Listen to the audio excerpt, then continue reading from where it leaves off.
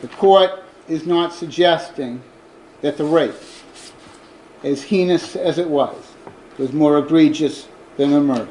October 2013, Danvers, Massachusetts. Colleen Ritzer was the teacher every student adored. 24, kind, and dedicated to inspiring young minds at Danvers High School. But one of her students, 14-year-old Philip Chisholm, would turn her classroom into a crime scene that would haunt the nation. That afternoon, Philip followed Colleen into a school bathroom. Armed with a box cutter, he attacked with a ferocity that stunned investigators. He stabbed her repeatedly, then rolled her lifeless body out in a recycling bin, planning to bury her in the woods. Surveillance footage captured the chilling act. Later that night, Philip, still covered in her blood, used Colleen's credit card to buy a movie ticket, as if nothing had happened. In Salem Superior Court, the trial was a heart-wrenching ordeal. Colleen's parents, Tom and Peggy, sat in the gallery, their grief raw. Tom spoke through tears. "I was at her school that day, but I left. I prayed they'd find Colleen safe, but then I heard crime scene." Peggy was unflinching. "He is pure evil, and evil can never be rehabilitated." Colleen's siblings echoed her, pleading, "Put this animal behind bars for the maximum possible sentence." Philip sat emotionless, his face a blank slate, as the prosecution detailed the crime. Surveillance footage, witness accounts, the sheer brutality of it all. The defense argued he suffered from severe mental illness, but the judge was unmoved. "This court will impose the mandatory life sentence for the murder of Colleen Ritzer," he declared, setting parole eligibility at 25 years. Philip's lack of remorse was chilling. No tears, no reaction, just a void where emotion should have been. For Colleen's family, the sentence was justice, but it couldn't bring her back. Danvers High School, once a place of learning, became a symbol of a teacher's life stolen by a student she trusted. What could drive a 14-year-old to such a horrifying act? Share your thoughts below. Nehemiah Griego, Sierra Halseth, and Aaron Guerrero. Philip Chisholm. 3 stories that challenge everything we believe about youth and innocence. Nehemiah's defiant courtroom outburst. Sierra and Aaron's chilling laughter over a father's death. Philip's emotionless stare as justice was served. These teens weren't just troubled. They were killers, leaving families and communities shattered. These cases aren't just about crimes. They're about the collision of adolescence and evil. Families wept in courtrooms, grappling with the loss of loved ones and the betrayal of those they thought they knew. Judges faced impossible decisions. How do you punish a child for an adult's crime? The gavel falls, sentences are handed down, but the pain lingers. How old are you? 7.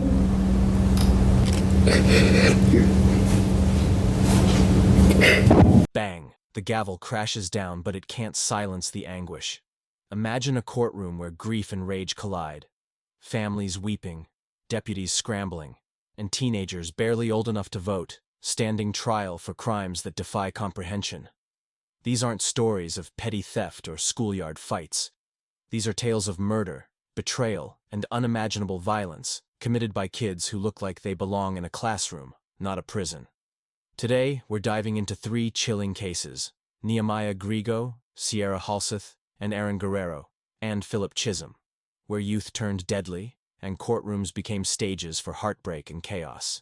Hit that subscribe button, and let's uncover the dark truth behind these shocking crimes. I am sorry for taking our parents and our kids. I wish I could take it back, but reality is that we can't. Nehemiah Griego, a family obliterated, January 19, 2013, Albuquerque, New Mexico.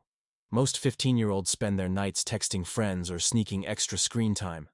Nehemiah Griego, a pastor's son with a quiet demeanor, had other plans. That night, he made a choice that turned his family home into a crime scene straight out of a nightmare. Armed with a .22 rifle, Nehemiah crept through the house. First, he shot his mother as she slept. Then, his younger brother. His 2 little sisters, still crying innocently, became his next targets. The brutality was staggering. 4 lives snuffed out in moments. But the horror didn't stop there.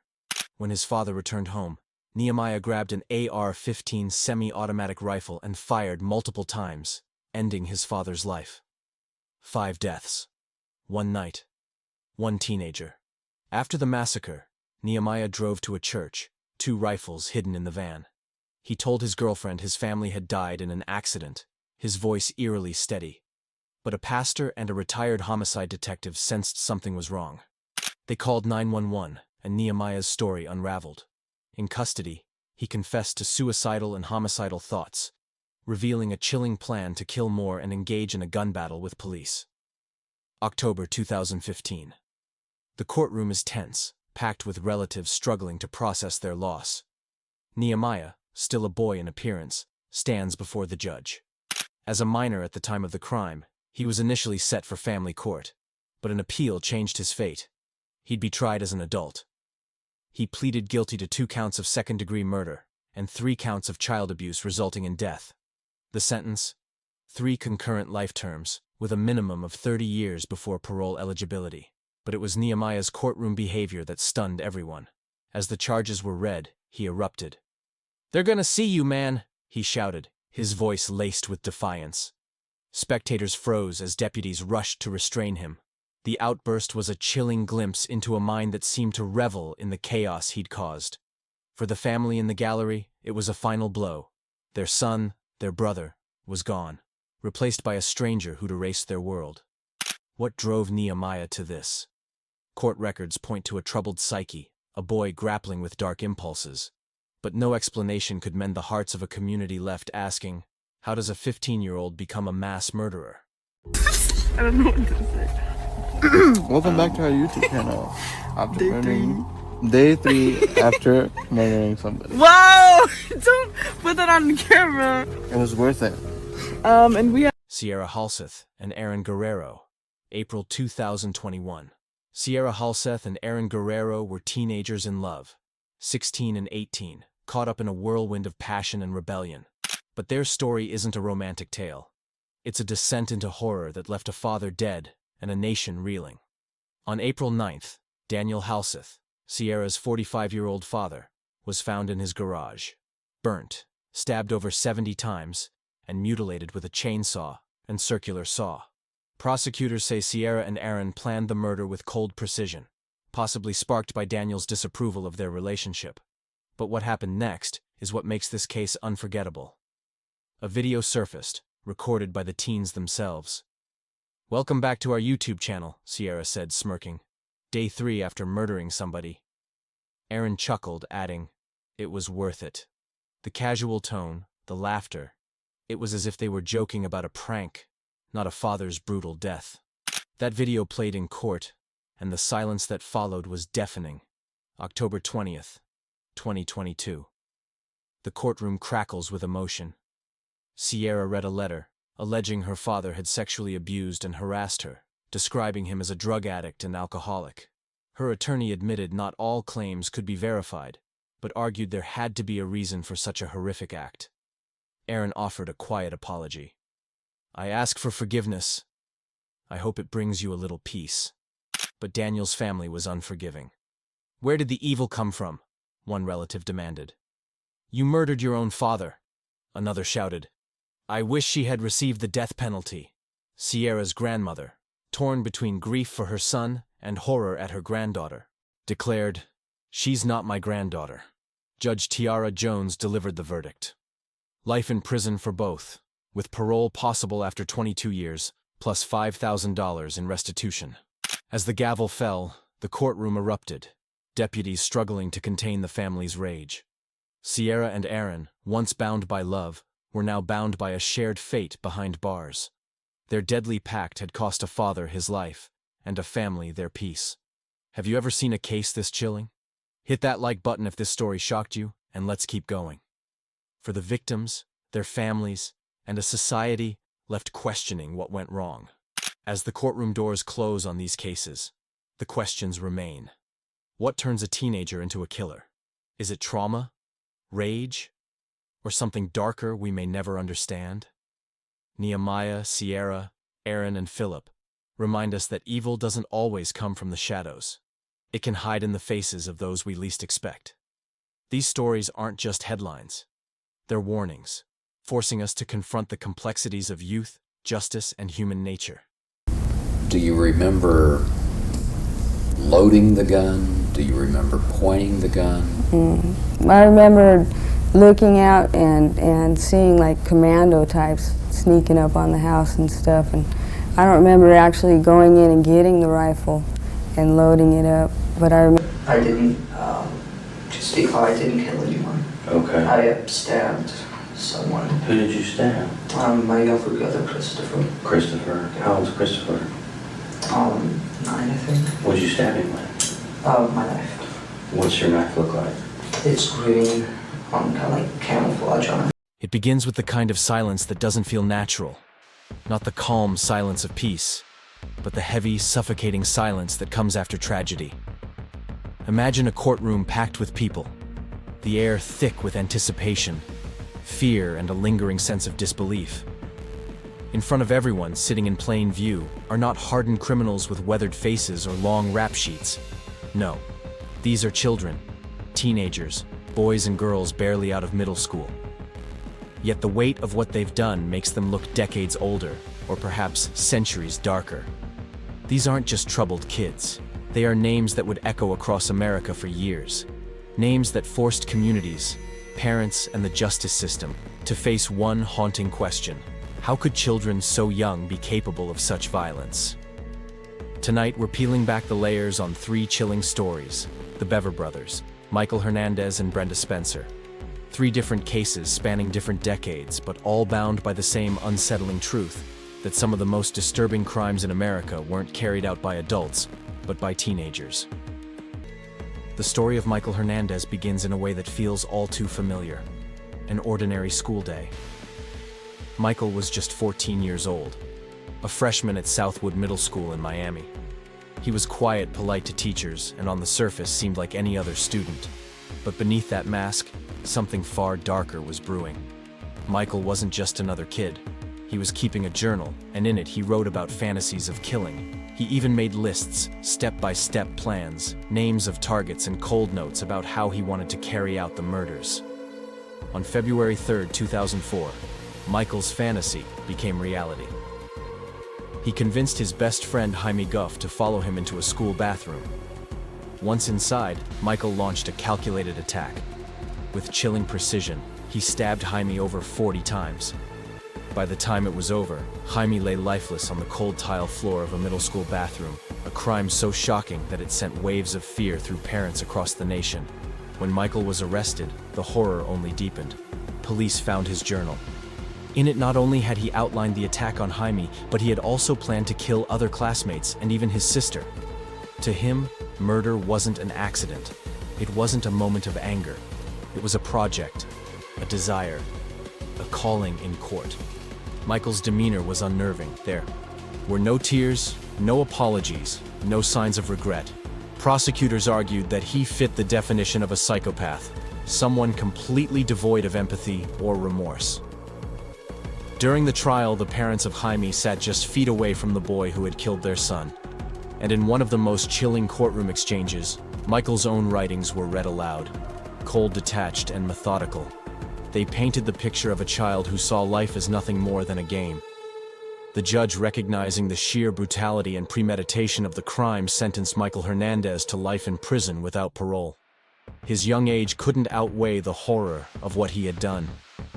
Years later, in 2021, Michael Hernandez died unexpectedly in prison at the age of 31. But the legacy of his crime, what he did as a 14-year-old, still lingers as one of the darkest examples of how deeply twisted a child's mind can become. Let's begin with the Bever Brothers. It was the summer of 2015 in Broken Arrow, Oklahoma. A quiet suburban neighborhood where families knew each other. Lawns were neatly trimmed, and people left their doors unlocked at night. Nothing about it suggested danger. Nothing hinted at the darkness growing inside the Bever household. On July 22nd, in the middle of the night, chaos erupted behind the walls of a seemingly ordinary home. Robert Bever, just 18 years old, and his younger brother Michael, only 16, launched a brutal, calculated attack on their own family. They weren't acting out of sudden rage. They weren't caught in the moment. This was premeditated, cold, and methodical, armed with knives and a plan they had been nurturing in secret. The brothers moved room by room. Their parents were among the first to be targeted, then their siblings. In total, 5 members of their family were murdered. 5 lives ended in the place they should have felt safest. The crime scene was so horrifying that seasoned investigators, people who had seen years of violence, described it as one of the most chilling massacres they had ever walked into. Police swarmed the neighborhood, and after a frantic search through the darkened streets and nearby woods, Robert and Michael Bever were captured. In court, they showed little remorse. Witnesses recall their faces, cold, detached, almost amused, when investigators asked why the truth was as chilling as the crime itself. The Bever brothers had been planning to kill their entire family, but that was only the beginning. Their real goal was far larger. They wanted to carry out a killing spree that would eclipse Columbine. They dreamed of infamy, of being remembered as legends of violence. And murdering their family was just the first step. The courtroom was filled with silence as the prosecutor described the brothers' chilling fantasies, supported by journals, computers, and conversations recovered by police. Robert, the older of the two, was sentenced to multiple life sentences without the possibility of parole. Michael, a minor at the time, also received a life sentence. Their young ages shocked the nation, but their actions reminded everyone that evil doesn't come with an age limit. And then there's Brenda Spencer. Her story takes us back even further to January 29th, 1979, in San Diego, California. It was a Monday morning, like any other children were gathering outside Grover Cleveland Elementary School, waiting for the doors to open. Teachers and staff were preparing for another day of classes. Across the street in a small house, 16-year-old Brenda Spencer sat by her window. She had a rifle, a gift she'd received for Christmas just weeks earlier. As the children gathered, Brenda raised the gun and began firing into the crowd. The scene quickly devolved into chaos. Bullets struck young children. The school's principal, Burton Ragg, and custodian, Mike Suker, were killed as they tried to protect the students. 9 others were injured before police arrived and surrounded Brenda's home. What followed was just as chilling as the attack itself. When reporters asked her why she had done it, Brenda's response became infamous. "I don't like Mondays. This livens up the day." A line so cold, so detached that it shocked the world, and has haunted the case ever since. Eventually, Brenda surrendered. In court, the evidence was overwhelming. She pled guilty to 2 counts of murder and assault with a deadly weapon. She was sentenced to life in prison with the possibility of parole. Decades later, she remains incarcerated. Her parole repeatedly denied. The Brenda Spencer case forced America to look closely at teenage violence in a way it hadn't before. It was one of the earliest examples of a school shooting carried out by a minor. And while her crime happened more than 40 years ago, its echoes are still felt today every time we hear news of another school attack. 3 stories, 3 teenagers, the Bever Brothers, Michael Hernandez and Brenda Spencer. Different times, different places, but all chilling reminders of one truth. Violence doesn't have an age. And sometimes the most terrifying faces in a courtroom aren't the hardened adults we expect, but the young ones we least imagine. As we sit with these stories, one question lingers: what drives a child to kill? Is it environment, mental illness, influence, or something far darker? Something innate we may never fully know. But the stories of the Bever brothers, Michael Hernandez and Brenda Spencer, force us to look closer at our schools, our communities, and even inside the walls of our own homes. Because behind the everyday masks of children and teenagers, there can sometimes be shadows too dark to see until it's far too late.